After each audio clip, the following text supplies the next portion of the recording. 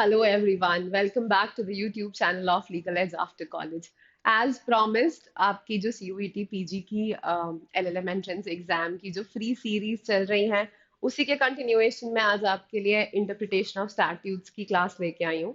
Interpretation of statutes से एक या दो सवाल आते हैं, कभी कभी मैक्सिमम थ्री क्वेश्चन से ज्यादा इससे नहीं आता। बेसिक बेसिक अगर आप कॉन्सेप्ट को जानते हैं, अगर आपको पता है कि किस मैगजीन का क्या मीनिंग है, then it is sufficient for your entrance exam, है ना। Every student whoever you know is preparing for CUET PG, उन सबके साथ इस वीडियो को शेयर कर दीजिए। Other than that also interpretation of statutes जिसको भी पढ़ना है, उन सबके साथ आप इस वीडियो को शेयर कर सकते हैं। And if you are new to the channel, please subscribe to our channel and like this video. ठीक है, तो अब हम शुरू करते हैं। आज हम पढ़ेंगे अपना इंटरप्रिटेशन ऑफ स्टैट्यूट्स। इसमें हम देखेंगे कि what is the law making, law कैसे बनाया जाता है। सबसे पहले हम ये जानेंगे कि लॉ कैसे बनता है, फिर हम देखेंगे कि उस लॉ का इंटरप्रिटेशन कैसे होता है, क्या क्या रूल्स हैं, कौन से रूल्स अप्लाई करे जाते हैं उस लॉ के इंटरप्रिटेशन के लिए। फिर कुछ दो जो अदर मैगजिम्स हैं, जिन मैगजिम्स को यूज किया जाता है किसी भी लॉ के इंटरप्रिटेशन के लिए, उन सभी चीजों को हम देखेंगे और इसी को हम कहते हैं इंटरप्रिटेशन ऑफ स्टैट्यूट्स। कौन करता है इंटरप्रिटेशन किसी भी स्टैट्यूट का? इंटरप्रिटेशन आपका हमेशा ही कोर्ट्स करते हैं। कोर्ट्स या जो आपकी जुडिशियरी है, वही आपके स्टैट्यूट्स को इंटरप्रेट करती है। स्टैट्यूट्स क्या होते हैं और स्टैट्यूट्स में क्या क्या आता है? स्टैट्यूट्स में आते हैं आपके act, any legislation which is made by the parliament और any legislation made by the state legislative assembly. ये सभी चीजें आपकी स्टैट्यूट्स में फॉल करती हैं। जो भी आपकी लेजिस्लेटिव पावर की एक्सरसाइज में पार्लियामेंट ने या स्टेट लेजिस्लेटिव असेंबली ने अगर किसी लॉ को बनाया है, तो उसी को हम कहते हैं स्टैट्यूट, और उन्हीं लॉज का इंटरप्रिटेशन करता है कोर्ट। अब हम देखते हैं कि लॉ मेकिंग होती कैसे है, लॉ आखिर बनता कैसे है, कोई स्टैट्यूट या कोई लेजिस्लेचर कैसे बनता है। जब हम ये जानेंगे कि वो कैसे बनता है, तभी हम ये जान पाएंगे कि उसका इंटरप्रिटेशन कैसे होता है। तो सबसे पहले एक ड्राफ्ट बिल बनाया जाता है। एक ड्राफ्ट बिल बनाया जाता है और फिर उस ड्राफ्ट बिल के ऊपर एक फीडबैक लिया जाता है। I don't know if you people remember और नॉट, बट एनवायरनमेंट एक्ट में अभी जब एक अमेंडमेंट लाना था इन्हें, तो एनवायरनमेंट इम्पैक्ट असेसमेंट की प्रोसेस को चेंज करना चाहते थे। उसके लिए एक ड्राफ्ट बिल बनाया गया था और उस ड्राफ्ट बिल पर एक पब्लिक ओपिनियन लिया गया था, जिसमें बहुत लोगों ने ईमेल किया था। बहुत लोग इस अमेंडमेंट के सपोर्ट में नहीं थे। तो इस तरीके से पहले ड्राफ्ट बिल बनता है, उस बिल को सबमिट किया जाता है फॉर दी फीडबैक और ओपिनियन ऑफ द पीपल। एक बार लोगों का ओपिनियन आ गया, ड्राफ्ट बिल रिवाइज होता है अकॉर्डिंग टू दैट ओपिनियन, फिर वो बिल कैबिनेट का अप्रूवल लेता है। कैबिनेट जब उस बिल को अप्रूव कर देती है, then one of the members whoever wants, वो इंट्रोड्यूस करता है बिल को in one house of the Parliament. Any member of the Parliament introduces that bill in his or her own house. House of Parliament का क्या मतलब होता है? एक होती है आपकी लोकसभा जिसको हम कहते हैं हाउस ऑफ पीपल, और दूसरा होती है आपकी राज्यसभा जिसको हम कहते हैं आपकी Council of States. So any in any of the houses this bill can be introduced. After the bill is introduced, उसके ऊपर थोड़ी डिबेट होती है, फिर it is refer to the standing committee of the house. जो भी standing committee है house की, उसको बिल रेफर किया जाता है एंड स्टैंडिंग कमिटी अपना ओपिनियन या अपना फीडबैक उस बिल पर देती है। एक बार स्टैंडिंग कमिटी का फीडबैक आ जाता है बिल पर, उसके बाद बिल के ऊपर प्रॉपर डिबेट होती है, क्लॉज बाय क्लॉज डिस्कशन होता है और फिर वोटिंग होती है। क्लॉज बाय क्लॉज एक एक प्रोविजन जो बिल का होता है वो पार्लियामेंट में पढ़ा जाता है, या जिस भी हाउस में बिल इंट्रोड्यूस किया गया है उस हाउस में एक एक क्लॉज, एक एक सेक्शन को रीड किया जाता है और हर सेक्शन पर डिबेट होती है। हर सेक्शन पर मेंबर्स ऑफ पार्लियामेंट अपने व्यूज देते हैं और उसके बेसिस पर वोटिंग होती है। जब मेजॉरिटी ऑफ द हाउस या majority of the members present and voting से जब कोई बिल पास हो जाता है, तब कहते हैं कि बिल जो है वो एक हाउस से पास हो गया है। जब ये बिल एक हाउस से पास हो जाता है, तब ये दूसरे हाउस में जाता है। अगर बिल हाउस ऑफ पीपल में इंट्रोड्यूस हुआ था, तो हाउस ऑफ पीपल में डिबेट होगी, वोटिंग होगी, सब होगी। फिर हाउस ऑफ पीपल से बिल कहाँ जाएगा? काउंसिल ऑफ स्टेट्स या आपके राज्यसभा में ये बिल जाएगा। फिर राज्यसभा में क्या होगा?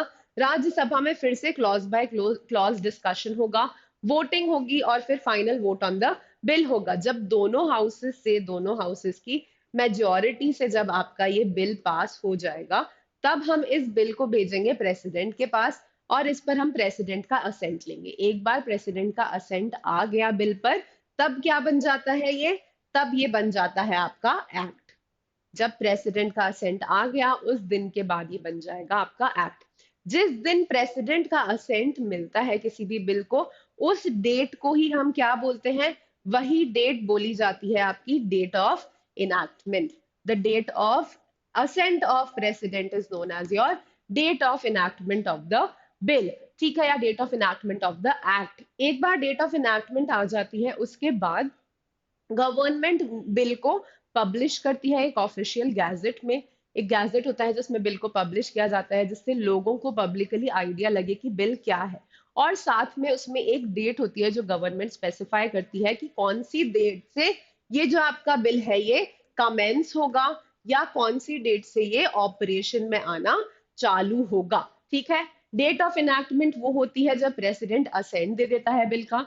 उसके बाद एक डेट होती है जो आपकी ऑफिशियल गैजेट में गवर्नमेंट नोटिफाई करती है, उस डेट को हम कहते हैं डेट ऑफ कमेंसमेंट। और उस तारीख से आपका बिल जो है वो, या आपका जो एक्ट है वो ऑपरेशन में आना शुरू होता है और लोगों पर एप्लीकेबल होता है। एक बार एक्ट एप्लीकेबल हो गया, एक बार एक्ट बन गया, तो फिर उसके अंदर जो भी सब रूल्स बनाने हैं, जो भी रेगुलेशंस बनाने हैं, वो सभी सब रूल्स और रेगुलेशंस वगैरह पार्लियामेंट या फिर जो भी लेजिस्लेटिव असेंबली है वो बना सकती है, ठीक है। ये होता है आपके जनरल बिल का प्रोविजन। अब मनी बिल और फाइनेंशियल बिल्स का के पासिंग का तरीका और उनके ऊपर वोटिंग और डिबेटिंग का तरीका थोड़ा अलग होता है।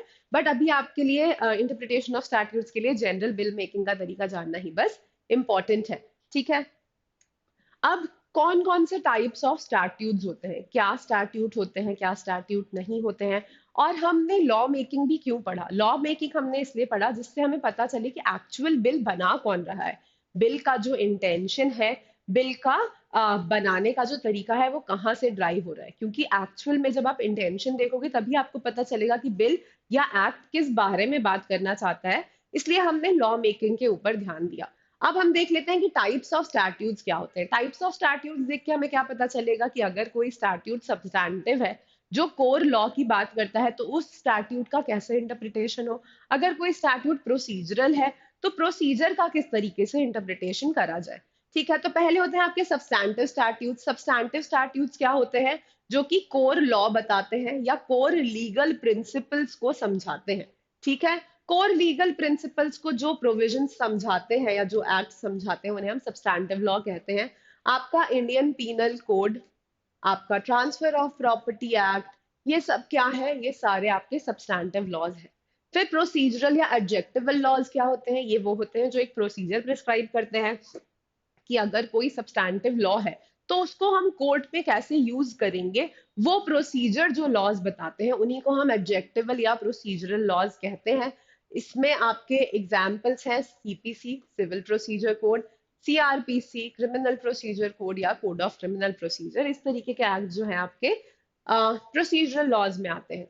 अब इनेबलिंग इनेबलिंग एक्ट क्या होते हैं। इनेबलिंग एक्ट वैसे एक्ट्स होते हैं जो किसी एक पर्टिकुलर प्रोविजन को या किसी एक particular part of the act को एक्टिवेट करते हैं या किसी पार्ट ऑफ द एक्ट को वैलिड बनाते हैं। रिपीलिंग प्रोविजंस क्या होते हैं, रिपीलिंग एक्ट्स क्या होते हैं। रिपीलिंग एक्ट्स वो होते हैं जो किसी पुराने एक्ट की वैलिडिटी को खत्म करते हैं। जैसे कि अभी जो आपके 3 न्यू क्रिमिनल लॉज आए हैं उनमें क्या है, उन सब में एक रिपीलिंग प्रोविजन है जिसमें क्या लिखा है कि जिस दिन ये 3 नए क्रिमिनल लॉज लागू हो जाएंगे, जब इनका डेट ऑफ कमेंसमेंट आ जाएगा, जब ये कमेंस हो जाएंगे, उस डेट से जो आपके ओल्ड क्रिमिनल लॉज हैं वो रिपील हो जाएंगे। तो ये जो न्यू क्रिमिनल लॉज हैं ये एक तरीके के रिपीलिंग एक्ट्स भी हैं। और ऑब्वियसली सब्सटैंटिव और प्रोसीजर तो है ही, बट उनमें रिपीलिंग कैरेक्टरिस्टिक्स भी हैं, तो ये रिपीलिंग एक्ट्स भी हैं। अब परपेचुअल लॉज क्या होते हैं। परपेचुअल लॉज वो होते हैं जो हमेशा के लिए बनाए जाते हैं। These are forever laws, ठीक है। There is no date of expiry, इसमें कोई भी डेट ऑफ एक्सपायरी नहीं होती है, हमेशा ही ये लॉज वैलिड रहते हैं, इसीलिए हम इन्हें क्या कहते हैं, परपेचुअल लॉज कहते हैं। फिर होते हैं टेम्पररी लॉज। टेम्पररी लॉज क्या होते हैं, जिनमें आपकी एक डेट ऑफ एक्सपायरी स्पेसिफाइड होती है। जैसे कि अगर कोई लॉ है जो कि ड्यूरिंग इमरजेंसी बनाया गया है, इमरजेंसी के प्रोविजन के इमरजेंसी जब इंडिया में एप्लीकेबल थी उस टाइम पर अगर कोई लॉ बनाया गया है तो वो क्या होता है, वो एक टेम्पररी प्रोविजन होता है। ठीक है, क्योंकि जब तक इमरजेंसी है तब तक ही वो लॉ वैलिड रहता है, एक बार इमरजेंसी हट गई तो उस लॉ की कोई वैलिडिटी नहीं रह जाती है।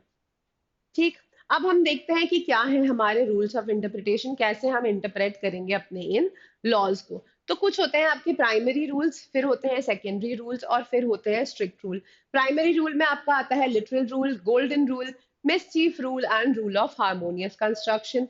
सेकेंडरी रूल्स में आते हैं नॉस्किटर एसोसाई, एजुजडम जेनरिस, ओ ओ फिर से दिस इज गड़बड़, एजुजडम जेनरिस, यहाँ पे सिर्फ एजुजडम जेनरिस होना चाहिए, एक्सप्रेसियो उनियस एस्ट एक्सक्लूजनस एल्टीरियस एंड रिडेंडो सिंगुला सिंगुलिस। ठीक है, दिस इज द सिंगुलस। ठीक है, दिस इज नॉट करेक्ट। ठीक है, एजुजम जेनरिस एक्सप्रेसियो यूनियस एस्ट एक्सक्लूजनस एल्टीरियस रिडेंडो सिंगुला सिंगुलिस, ये होते हैं आपके secondary rules. Then is your strict rule. अब इन सारे रूल्स को हम एक एक करके पढ़ते हैं कि क्या होते हैं ये रूल्स और कैसे हम इन्हें यूज करेंगे। तो प्राइमरी रूल्स क्या होते हैं? प्राइमरी रूल्स जो हमारे होते हैं, they are use to understand the intention of the legislature. क्या था लेजिस्लेचर का इंटेंशन जब उन्होंने किसी रूल को ड्राफ्ट करा, वो जानने के लिए हम यूज करते हैं हमारे प्राइमरी रूल्स ऑफ इंटरप्रिटेशन। तो इसमें आपका पहला रूल कौन सा होता है? पहला होता है लिटरल रूल।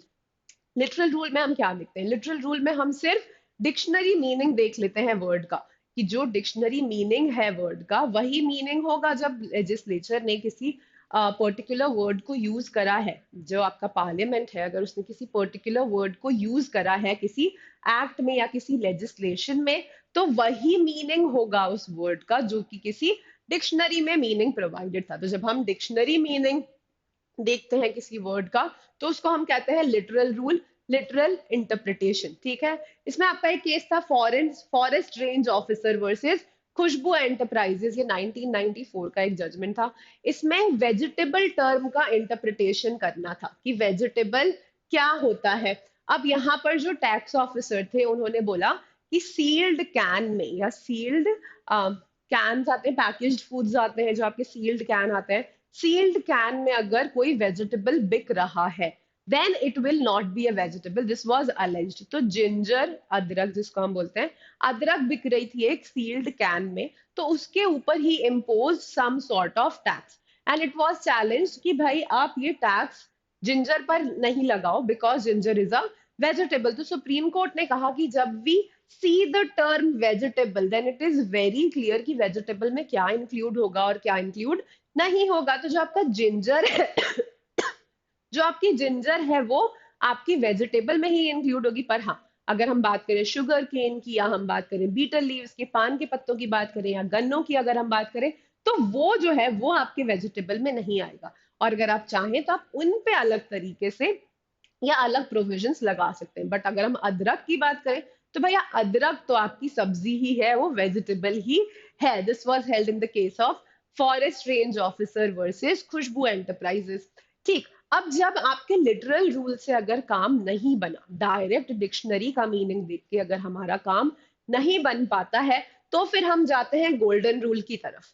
गोल्डन रूल क्या कहता है? गोल्डन रूल ये कहता है कि आपने डिक्शनरी मीनिंग तो देख लिया, बट साथ में थोड़ा कॉमन सेंस भी लगाओ भाई, कि अगर पार्लियामेंट कोई वर्ड यूज कर रहा है तो वो सिर्फ डिक्शनरी के बेसिस पे कर रहा हो ये जरूरी नहीं है। थोड़ा कॉमन पार्लेंस में किस तरीके से उस वर्ड को इंटरप्रेट किया जा सकता है, कॉमन पार्लेंस में किस तरीके से उस वर्ड को यूज किया जा सकता है, उन सब चीजों को भी देखना चाहिए। तो dictionary meaning plus common sense जब हम देखते हैं तो ये बन जाता है आपका गोल्डन रूल। अब इसमें एक केस था R versus Allen. R versus Allen में क्या हुआ? एलन ने करी दूसरी शादी। ठीक है, एलन ने सेकंड मैरिज करी और एलन को प्रोसिक्यूट करा जा रहा था बायगेमी के लिए। तो एलन ने कोर्ट के सामने चैलेंज किया कि बायगेमी का मतलब होता है सेकंड मैरिज। बायगेमी का लिटरल मीनिंग क्या है? बायगेमी का लिटरल मीनिंग होता है सेकंड मैरिज। बट हमारे पर्सनल लॉज के हिसाब से या यूके के जो लॉज थे उसके हिसाब से सेकेंड मैरिज तो वॉइड होती है, सेकेंड मैरिज वैलिड ही नहीं होती। अगर सेकेंड मैरिज ही वॉइड होती है तो आप मुझे बाइगेमी के लिए प्रोसिक्यूट कैसे कर सकते हो? अगर सेकंड मैरिज मेरी वैलिड ही नहीं है, तो कभी मेरी सेकंड मैरिज हुई ही नहीं, तो मैंने कोई ऑफेंस कमिट करा ही नहीं।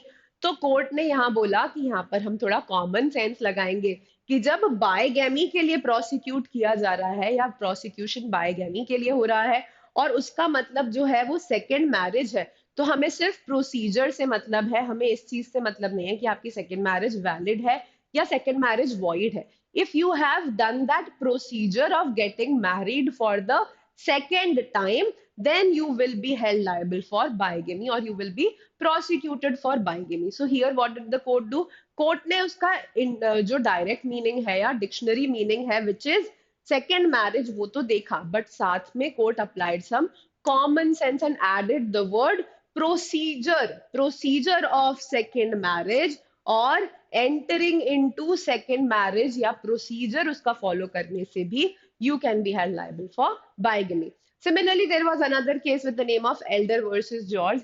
Here, what was stated that if any offense is committed in the vicinity of any army area, अगर किसी आर्मी एरिया के आसपास कोई ऑफेंस कमिट किया जाएगा या कोई पर्टिकुलर एक्ट कमिट किया जाएगा, then it will be an offense. If some particular acts are done near in the vicinity of army areas, then it is an offense. That particular act was committed by elder in the army area. ठीक है, उसने vicinity में नहीं किया army area के, उसने army area में जाके ही वो एक्ट कर दिया. तो अब यहाँ पर ये जो टर्म है विसिनिटी, इसका इंटरप्रिटेशन करना था. कोर्ट ने बोला vicinity means near by. Vicinity का एग्जैक्ट मीनिंग क्या होता है? विसिनिटी का exact meaning is near by. But if the word is nearby, then what was the intention of the legislature? कि common sense क्या यूज हो रहा था? कॉमन सेंस तो ये था ना भाई कि विसिनिटी में नहीं होगा तो एरिया में तो ऑब्वियसली नहीं होगा. तो here also court applied some common sense along with the literal meaning which was nearby and said that even if the offense is committed in the army area, then also you are liable. vicinity का मतलब in the army area and surrounding area both होगा. ठीक. अब जब golden rule से भी court का काम नहीं चला, डिक्शनरी मीनिंग भी लगा लिया, फिर थोड़ा कॉमन सेंस भी लगा लिया, बट अभी भी काम नहीं हो पा रहा है, तो अब कोर्ट क्या करेगा? अब कोर्ट देखेगा कि एक्चुअल में इंटेंशन क्या था लेजिस्लेचर का. जब बिल ड्राफ्ट हो रहा था, जब उस पर डिबेट चल रही थी, उस टाइम पर एक्चुअल इंटेंशन था क्या? क्यों बनाया गया था ये पर्टिकुलर एक्ट या क्यों बनाया गया था ये पर्टिकुलर लॉ? इस चीज के बारे में कोर्ट डिस्कस करता है आपके मिसचीफ रूल में. ठीक है, मिसचीफ रूल क्या करता है? इंटेंशन देखता है ऑफ मेकिंग द लेजिस्लेचर. इसी को हम हेडन्स रूल भी कहते हैं. क्या कहते हैं हम इसको? हेडन्स रूल भी हम मिसचीफ रूल को ही कहते हैं. ठीक है, हेडन्स केस था एक, उसके थ्रू ये रूल आया था और उसी के इंटरप्रिटेशन से हमने मिसचीफ रूल को डिराइव किया है, इसलिए हम मिसचीफ रूल को हेडन्स रूल भी कहते हैं. ठीक है, अब जैसे इसमें एक केस था Smith versus huge. Smith versus huge में एक स्ट्रीट्स एक्ट था, एक स्ट्रीट एक्ट था, जिसमें ये लिखा था कि any public loitering for prostitution is invalid. Prostitution के लिए अगर आप पब्लिक लॉइटरिंग कर रहे हो in any street, then it is not permissible. What was a prostitute doing? She was not in the streets, public street में नहीं थी वो, अपनी balcony से खड़े होके she was loitering some customers. So here the term balcony was also included in the street. If you interpret the term street, street में क्या आ सकता है? Street can cover any road, street can cover any public path. ठीक है, then street can cover your footpaths and all of these things can be covered in street. But can a balcony be covered in street? Even if we apply common sense, tab bhi balcony cannot be covered in street. But here what was done? The court said that we have to see what was the purpose of the legislation. The purpose of the legislation was to prevent social evils such as prostitution. और इसी social evil को तो prevent करने के लिए law बनाया गया है. तो if you are standing on the balcony and your balcony is facing the street, in that situation also what you are doing public loitering, और बालकनी भी इंक्लूड हुई थी स्ट्रीट टर्म में. ठीक है, last rule of our primary rules is there are 4 primary rules. First हमने पढ़ लिया लिटरल, सेकंड गोल्डन, थर्ड हमने पढ़ा आपका मिसचीफ या हिडन रूल, और फोर्थ है आपका rule of harmonious construction. Rule of harmonious construction जो है हम इसको हमारे कॉन्स्टिट्यूशन के इंटरप्रिटेशन में भी यूज करते हैं, और वहां पर भी ये रूल देखा जाता है। ठीक है, क्या होता है rule of harmonious construction? Rule of harmonious construction ये कहता है कि एक बैलेंस क्रिएट कर लो बिटवीन टू रूल्स, किसी को भी इनवैलिड मत बोलो, try to create a balance, try करो कि उन दोनों के बीच में एक एमिकेबल सोल्यूशन आ जाए, and we don't have to declare any particular provision as void और कॉन्ट्राडिक्टरी ऑफ ईच अदर। ठीक है, तो इसमें आपका commissioner of income tax versus messrs Hindustan bulk carriers का केस था जो 2000 में आया था। इसमें प्रॉपर गाइडलाइंस इशू करी गई थी कि हम रूल ऑफ हार्मोनियस कंस्ट्रक्शन कैसे अप्लाई करेंगे। अगर रूल ऑफ हार्मोनियस कंस्ट्रक्शन हमें अप्लाई करना है तो हम क्या करेंगे? पहले हम देखेंगे कि भाई there should be two provisions which should be contradictory और एम्बिग्यूअस टू ईच अदर, एक दूसरे के बीच में एक फ्रिक्शन होना चाहिए, एक एम्बिग्विटी या एक कॉन्ट्रडिक्शन होना चाहिए। And what should be the situation? Situation should be such that both the rules can be interpreted in such a manner कि एक को void declare करे बिना भी दूसरे का काम चल सकता है। दोनों का इंटरप्रिटेशन इस तरीके से हो सकता है कि दोनों स्मूथली साथ में रन कर सकते हैं। If this can be done, then what will happen? Then one provision will not be declared void और दोनों provisions को हम साथ में मिला के चलाएंगे। ठीक है, this was your rule of harmonious construction. ठीक, now before we move to our secondary rules, please like, share and subscribe if you are new over here, है ना?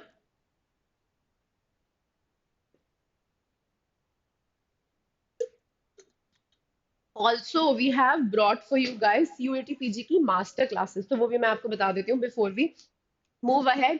CUET PG की मास्टर क्लासेस हम आपके लिए लेके आ रहे हैं। 12th से ये क्लासेस स्टार्ट हो जाएंगी, 12th फेब से ये क्लास स्टार्ट होगी और 23rd फेब तक ये क्लास चलेगी। इसमें 10 सेशंस में हम आपको CUET PG एंट्रेंस एग्जाम के जो सबसे इंपॉर्टेंट क्वेश्चंस होंगे from all the subjects, whatever are the most important questions, वो सारे ही क्वेश्चंस हम आपके यहाँ पर कवर कराएंगे only within 10 days. So if you are ready और if you are willing to join this class, आप अभी जाके इसको एनरोल कर लो, है ना?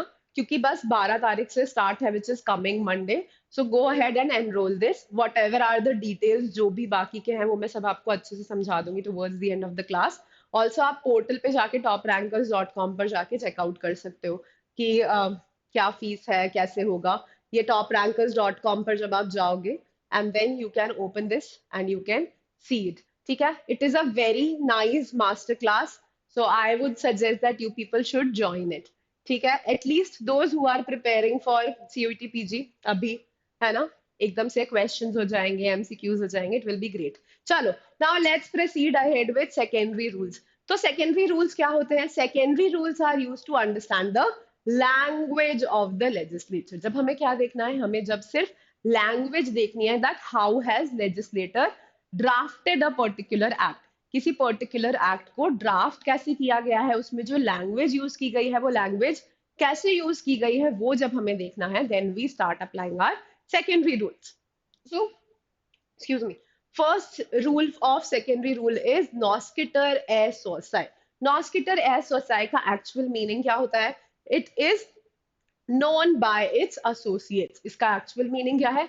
known by its associates। तो जब कोई ऐसा जनरल वर्ड है जो कि, जब भी कोई एक जनरल एम्बिग्यूअस वर्ड है, अगर कोई एम्बिग्यूअस वर्ड है जिसका हमें मीनिंग देखना है और उसके आसपास के जो वर्ड्स हैं वो उस एम्बिग्यूअस वर्ड से जुड़े हुए हैं या उस एम्बिग्यूअस वर्ड से रिलेटेड हैं, तो उस सिचुएशन में हम क्या करेंगे? उस सिचुएशन में हम हमारा नॉस्किटर एसोसाई का रूल अप्लाई करेंगे। जैसे मानो कि कहीं लिखा है परफ्यूमरी। ठीक है, word is perfumery which includes soaps, shampoos, deodorants. ठीक है, ऑल ऑफ दीज थिंग्स। ठीक है, ये लिखा है perfumery which includes soaps, cosmetic products, deodorants and shampoo. ठीक है, this is provided. Now, can this perfumery include अगरबत्ती within it? क्या इस परफ्यूमरी वर्ड का जब हम इंटरप्रिटेशन करेंगे तो क्या हम इसमें अगरबत्ती या धूपबत्ती को इंक्लूड कर सकते हैं? नहीं, राइट? क्योंकि हम जब पहले के जो वर्ड्स हैं जो इसके साथ बाद में ऐड करे गए हैं उनको देखेंगे तो perfumery such as soap, shampoo, deodorant, ये सब लिखा था ना, और कॉस्मेटिक प्रोडक्ट्स लिखा था। तो अगरबत्ती और धूप बत्ती की जब हम बात करते हैं तो ये कॉस्मेटिक प्रोडक्ट तो नहीं है, इसलिए अगरबत्ती और धूप बत्ती जो है वो आपके परफ्यूमरी में नहीं आ सकते। तो what is the code doing over here? Court is interpreting a word, trying to understand the language used by the legislator. Legislator ने लैंग्वेज को किस तरीके से यूज किया था, ठीक है। अब यहाँ पर आपका Rohit pulp and paper mills versus CCE का केस है 1991 का। इसमें 3 गाइडलाइंस दी थी कि कब हम नॉस्किटर एसोसाई के रूल को अप्लाई करेंगे। पहले हम देखेंगे whether a particular word is able to carry more than one meaning. कोई पर्टिकुलर वर्ड है which is in dispute, does it have more than one meaning? Does perfumery have more than one meaning?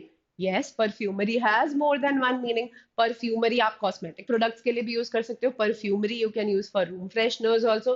Perfumery you can use for your अगरबत्ती, scented candles. All of these things can come within perfumery. Then second, what we will see whether adjoining word has some similarity with the ambiguous word. जो उसके साथ जुड़े हुए words है, is there any similarity between them? तो हमने देखा perfumery के आगे क्या लिखा था, सोप लिखा था, डिओड्रेंट लिखा था, और आपका शैम्पू लिखा था। तो हाँ भाई, सिमिलैरिटी तो थी, क्योंकि उसमें भी खुशबू तो होती है, सम सॉर्ट ऑफ सेंट और some sort of perfume is used even in those things. So yes, then we tested what, that there was some similarity between the adjoining words and the disputed word or the ambiguous word. Then third, we will see what is the purpose behind insertion of the word. Why was the word inserted? This is the third thing which the court will see before applying the rule of non-skitter as saucer. ठीक है, this was your first secondary rule. Second secondary rule क्या है? Excuse me. Second secondary rule is your rule of adjustum generis. Rule of adjustum generis का exact meaning क्या होता है? Of the same kind. क्या होता है इसका exact meaning? Of the same kind. एकदम same तरीके की चीजें। तो जैसे कभी किसी legislation में लिखे होते हैं words जैसे कि such as, other devices, other things, etc. Then how is this general word interpreted? When particular words are followed by general words, then how will you interpret that general word? उस general word के interpretation के लिए हम क्या देखते हैं? Adjustum generis के rule को देखते हैं, ठीक है।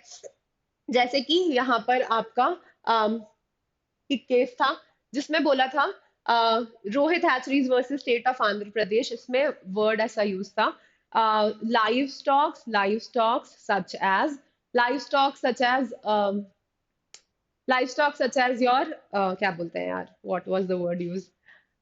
One second.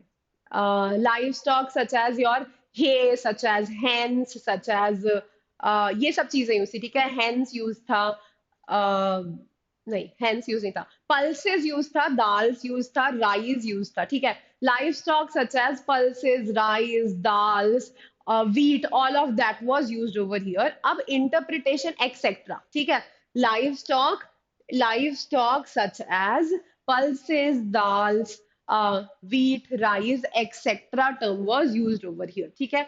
End में what was used? Etc. was used. So the question was that what can be included in this etc. क्या इस etc. में a hen can be included or a chicken can be included? क्या chicken is livestock में आ सकता है? So court interpreted this term etc. and said what? That etc. should be looked in the context of the text which is used. क्या text use था? Pulses, dals, wheat, rice, ये सब use था। तो जब हम pulses, दाल, wheat, rice, etc. लिख रहे हैं तो उस etc. में chicken तो नहीं आ सकता।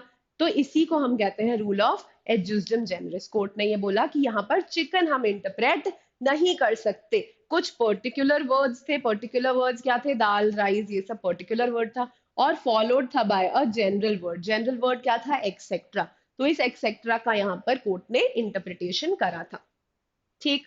फिर आपका थर्ड रूल जो आता है वो है एक्सप्रेसियो यूनियस एस्ट एक्सक्लूजियो एल्टरिस, which means expression of one thing is the exclusion of other when one thing is expressed। कोई एक चीज अगर एक्सप्रेस कर दी गई है तो उसका इंटरप्रिटेशन क्या है? उसका इंटरप्रिटेशन ये है कि कोई दूसरी चीज जो है वो हम वहां पर इंटरप्रेट नहीं कर सकते। जैसे अगर किसी एक्ट में लिखा है that a particular thing will be done with in 3 business days और with in a working day, इसका क्या मतलब होगा? That this excludes a weekend, this excludes a public holiday. जब हम सेक्शन 4 देखते हैं लिमिटेशन एक्ट का, सेक्शन 4 ऑफ लिमिटेशन एक्ट क्या कहता है कि सूट में B instituted on the day when the court is working, और जिस दिन कोर्ट वर्किंग नहीं है उस दिन अगर आपकी पीरियड ऑफ लिमिटेशन एंड हो रही है तो आप नेक्स्ट डे भी सूट फाइल कर सकते हो। तो जब कोर्ट इज वर्किंग वर्ड जो वहां पर यूज है,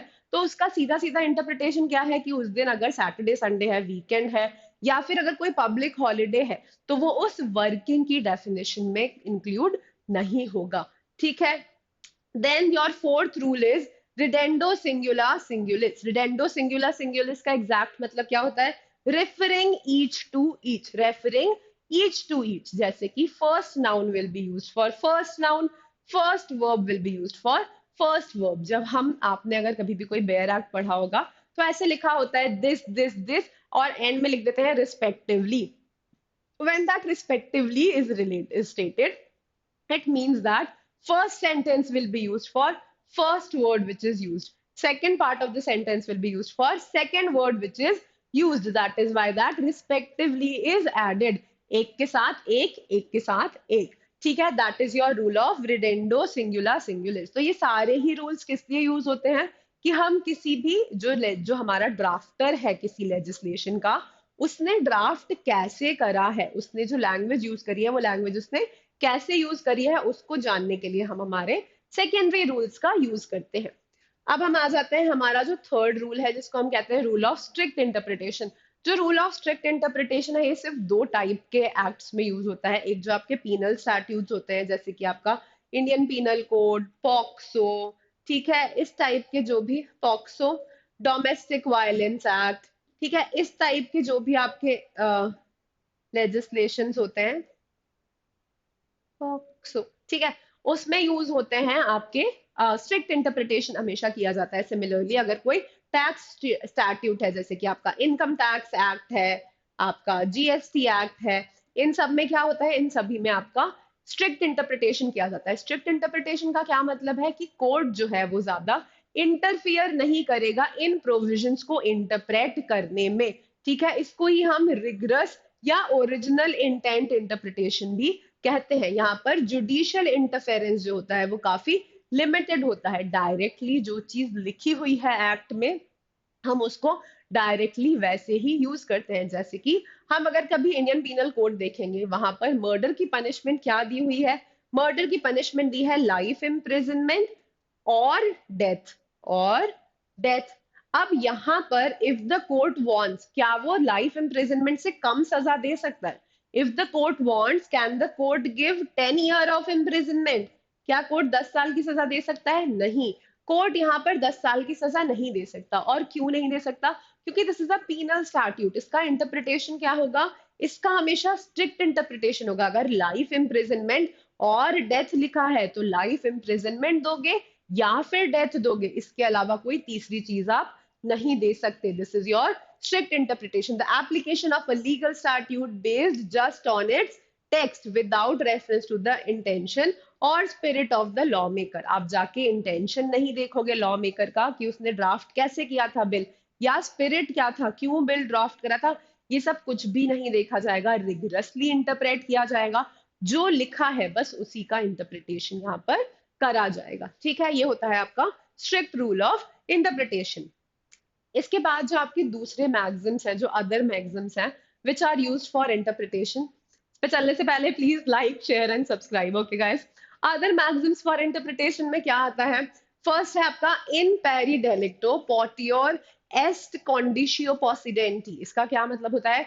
in equal fault better is the condition of possessor. अगर कोई लोग हैं जिन्होंने, दो लोगों ने बराबर की गलती करी है, इसको जनरल पार्लेंस में ये भी कहा जाता है clean hands doctrine. Clean hands doctrine भी इसी को कहा जाता है, that when you are going to the court you should go to the court with clean hands. आपकी खुद की अगर गलती है तो कोर्ट आपका सपोर्ट नहीं करेगा। और इस सिचुएशन में if this happens that two parties are at fault, और उसमें से कोई एक है जिसको कोई लॉस हो गया है और वो क्या कर रही है, वो कोर्ट के पास जाना चाहती है, तो उस सिचुएशन में कोर्ट उसका सपोर्ट नहीं करेगा और उसको जो भी लॉस हुआ है, उसने जो 50,000 60,000 रुपए जो भी दिए हैं, वो जिसके पास है भाई उसके हो गए वो पैसे। अब कोर्ट आपको वो पैसे वापस नहीं दिलवाएगा। Similar was the case of Nand Kishore versus Dinesh Kumar. यहाँ पर क्या हुआ, एक इंसान ने बोला कि मुझे एक सरकारी नौकरी चाहिए। नंद किशोर ने बोला दिनेश कुमार से कि मुझे एक सरकारी नौकरी चाहिए और तुम भैया मुझे सरकारी नौकरी दिला दो, और ये लो 1 लाख रुपए इसके लिए रख लो। अब दिनेश कुमार ने नंद किशोर को सरकारी नौकरी नहीं दिलाई। नंद किशोर कहाँ चला गया, नंद किशोर गया कोर्ट में और उसने कोर्ट में जाके बोला कि मैंने इसको 1 लाख रुपए दिए थे, फिर भी इसने मुझे सरकारी नौकरी नहीं दिलाई।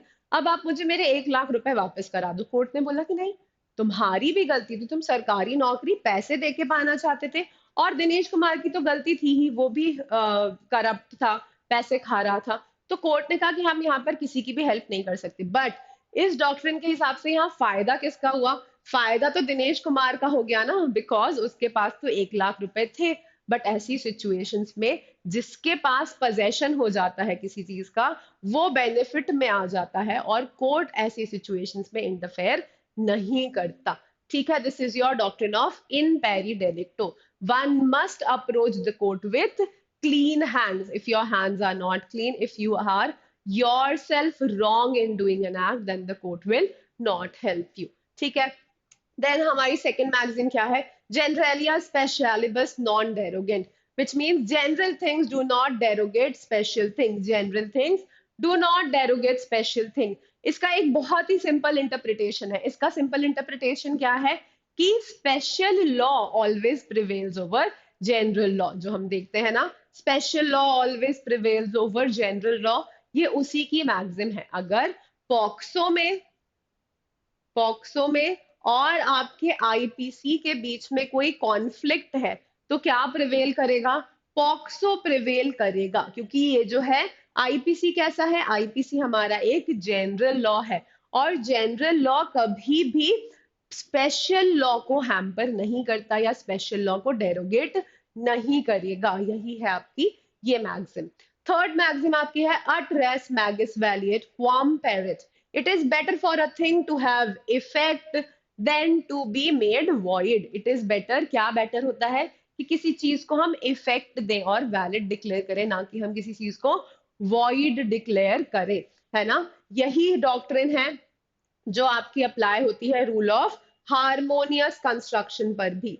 रूल ऑफ हारमोनियस कंस्ट्रक्शन जो हमारा है वो क्या कहता है कि कोशिश करो कि अगर दो प्रोविजंस को हम हारमोनियसली कंस्ट्रू कर सकते हैं और दो प्रोविजंस का इस तरीके से इंटरप्रिटेशन हो सकता है कि दोनों ही वैलिड रहें, तो वैसा ही करना चाहिए। और ये डॉक्ट्रिन भी क्या कहती है कि हमेशा कोशिश ये करनी चाहिए कि हम किसी चीज को वैलिड बनाए, ना कि किसी चीज को वॉइड डिक्लेयर करें।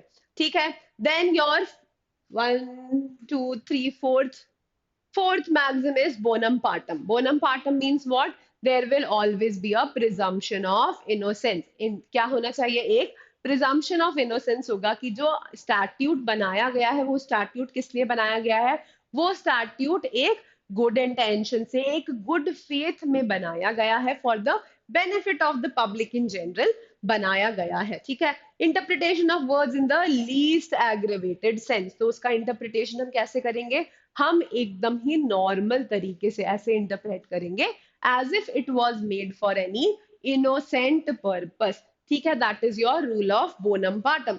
Your last maxim is delegatus non potest delegate.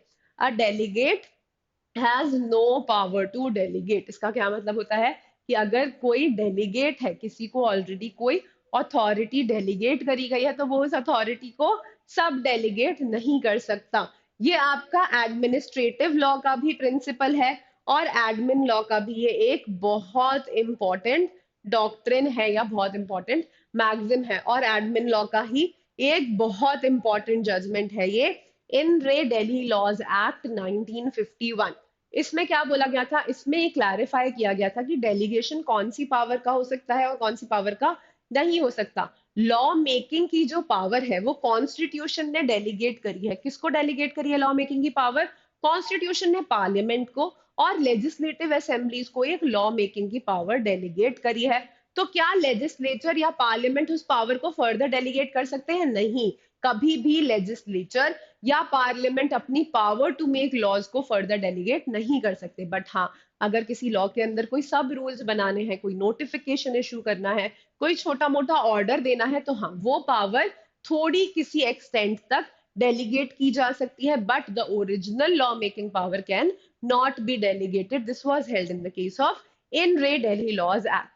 तो यही था आपका interpretation of statutes in brief. इतना ही इंपॉर्टेंट है आपके एग्जाम के लिए भी। ठीक है, आप लोग चाहें तो सबसे जुड़े हुए कुछ इंपॉर्टेंट जजमेंट्स आप अलग से भी देख सकते हैं।